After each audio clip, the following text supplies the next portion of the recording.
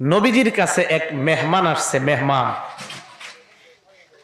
মেহমানকে মেহমানদারি করানোর জন্য আল্লাহ নবী খাবার তালাশ করতেছে, নিজের বাড়িতে মেহমানদারি করবে। আল্লাহ নবী বাসা ইলা নিসাইহি, উনি ওনার বিবিদের কাছে পাঠাইলেন, গিয়ে দেখো আমার বিবিদের ঘরের মধ্যে খাবার আছে কিনা, আমি মেহমানের মেহমানদারি করতে চাই। আর এই জায়গাটা আমি যখন পড়ি টেনশন করি, আমি যখন খাবার খাই লোকমা দেই মুখের মধ্যে, মাঝে মাঝে আমার হাদিসের এই জায়গাটা মনে পড়ে। মন দিয়ে শুনেন। যাকে পাঠাইলেন উনি আল্লাহ নবীর কাছে আসলেন। আসার পর নবী প্রশ্ন করলেন, কি ব্যাপার, খাবার ব্যবস্থা হয়েছে কিনা? ওই সাহাবা জবাব দিলেন, ইয়া রাসূলুল্লাহ, আপনার সব বিবিরা জবাব দিয়েছে, মা মানা ইল্লাল মা, আমাদের ঘরে পানি ছাড়া কিছু নাই। কারো ঘরে পানি ছাড়া কিছু নাই।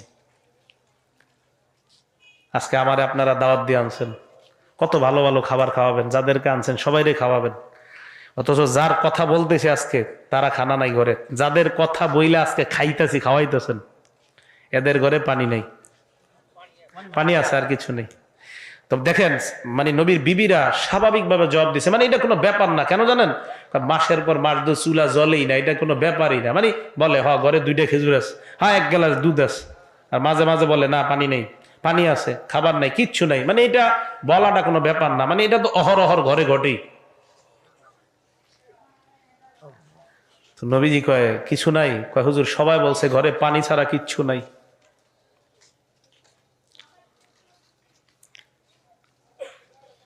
তো নবীজিও তো জানে আমার ঘর তো এরকমই থাকে, খাবার থাকে থাকে না।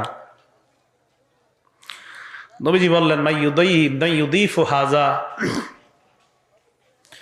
আমার এই মেহমানটাকে কেউ মেহমানদারি করবা?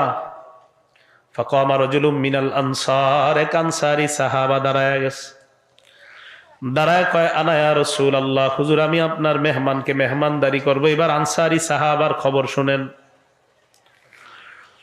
ফানতালাকা বিহি ইলা ইমরাতিহি, নবীর মেহমান নিয়ে বাড়িতে গেলেন, বাসায় গেলেন।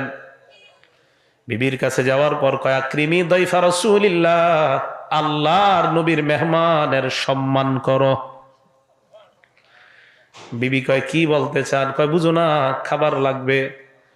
বিবি জবাব দেয়, মা ইনদানা ইল্লা কুতু সিবিয়ানিনা, বাচ্চাদের খানা ছাড়া ঘরে কোনো খানা নাই।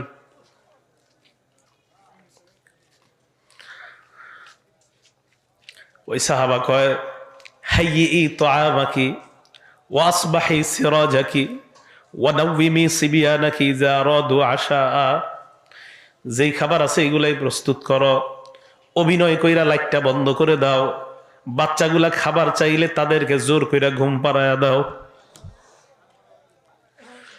মহিলা খাবার তৈরি করছে, খাবার মেহমানের সামনে দেওয়ার পর ওই যে সাহাবা যিনি স্বামী, তিনিও মেজবানের সামনে মেজবান বসলেন খাওয়াবে। ইতিমধ্যে মহিলা অভিনয় কইরা বাতির কাছে গিয়া বাতিটা নিবাইয়া দিস। এখন দুইজন কাহা বাতি চলে গেল, কাহা তো মহিলা খালি বাতি ঠিকই করতেছে, আসলে তো বাতি ঠিক করবে কি, উনি তো নিজেই নিবাইস। মেহমান খাবার খায়, মহিলা আর তার স্বামীও মুখ নাড়ায়।